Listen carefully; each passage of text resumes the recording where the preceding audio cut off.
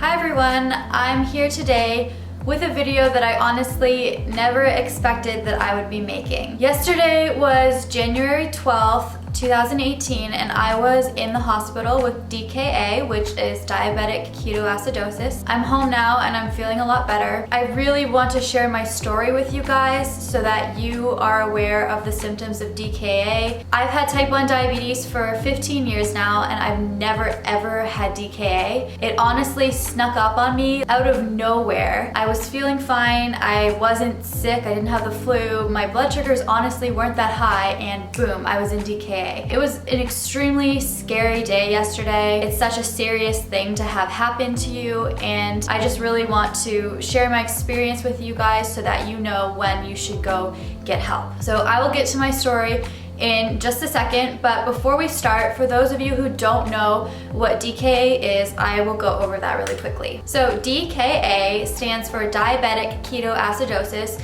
and it is the most serious complication that you can deal with if you have diabetes. DKA can develop when you don't have enough insulin in your body, and this is why, unfortunately, a lot of newly diagnosed diabetics are in DKA. Now, since I'm not a medical doctor at all, I'm going to give you the Mayo Clinic breakdown of exactly what DKA is. Without insulin in our body, glucose cannot enter cells. If our body is lacking insulin, it will start breaking down fat for energy. And this is where ketones come into play. So our liver will release ketones when our body is in kind of a starvation mode and it is burning down fat for energy. And then the more and more of these ketones build up in our bloodstream, the more acidic our blood becomes, which is extremely dangerous and can also be fatal. So now on to the next question. Why does DKA happen in the first place? So a lot of people think that DKA happens to diabetics that are poorly controlled.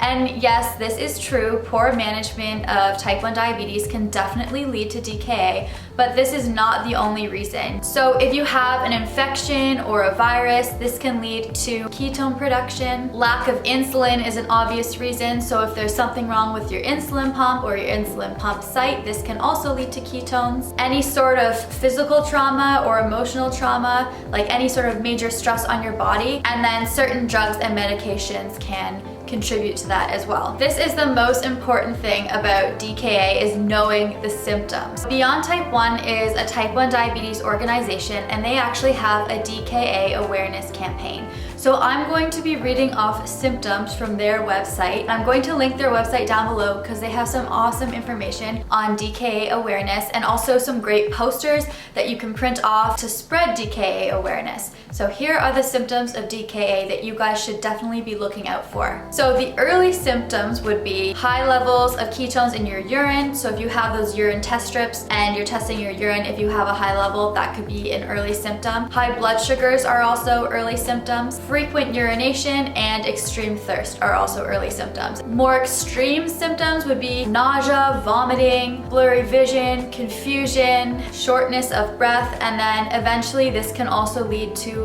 being in a coma. Okay, so now that you know what DKA is, what causes it, and what the symptoms are, let's go on to my story. Thursday, January 11th, I went to bed with a blood sugar of 6.5, and this is a very good blood sugar to go to bed with. I've been feeling well all week, nothing wrong with me, no illnesses or viruses or anything like that, and I went to bed at 6.5 and I thought that's a really good blood sugar to go to bed with. So I fell asleep. I woke up in the middle of the night just for no reason. Quite often when I wake up in the middle of the night, I will check my blood sugar. So I looked at my Libre and it said that I was 10 and stable. So I thought, oh, that's a bit strange. I went up a bit, but I don't know, it was nothing alarming. So I gave myself a correction with my insulin pump, then went back to sleep because usually my corrections work.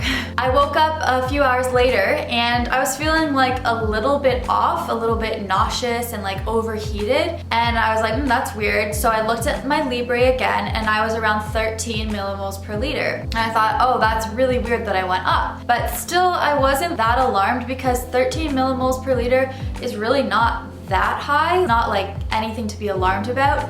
So once again, I gave myself a correction and I tried to go back to sleep. I didn't sleep for long though because I just kept feeling worse and worse. So I think my body woke me up again, and I looked at my Libre and I was still 13. So it hadn't gone up anymore. I really wasn't that concerned because it was just stable at 13 for a couple hours. But I felt extremely nauseous. So I actually ended up going to the washroom and getting sick to my stomach. And then I also noticed that my vision was blurry and it was really scary. I just did not feel right at all. And I checked my blood sugar like manually with my glucometer and it matched my Libre. So I thought, oh, I wonder if I have ketones, because I know that these are symptoms of having high ketones in your blood. I have the urine strips for ketones. I didn't have the blood glucose monitor at that time. I obviously do now after this incident. I checked my urine and it was off the charts high ketone. The darkest the strip can get, that's what it was. And I was like,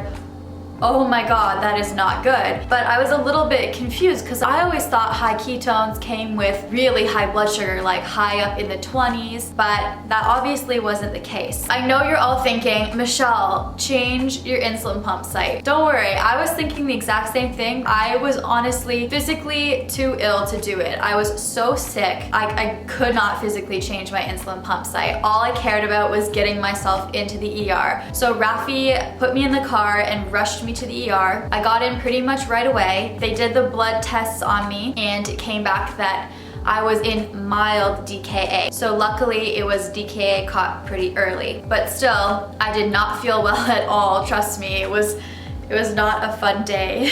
So they put me on an IV drip for a few hours. They did a lot of tests. They really didn't know what caused the DKA. So I was in for about 7 hours, and at the end my ketone levels had decreased quite a bit and they felt comfortable sending me home. The first thing I did was change my insulin pump site because in the back of my mind I thought, I wonder if it's my insulin pump site causing this. So Rafi and I were changing my insulin pump site. I took my site out and I've never ever had this happen.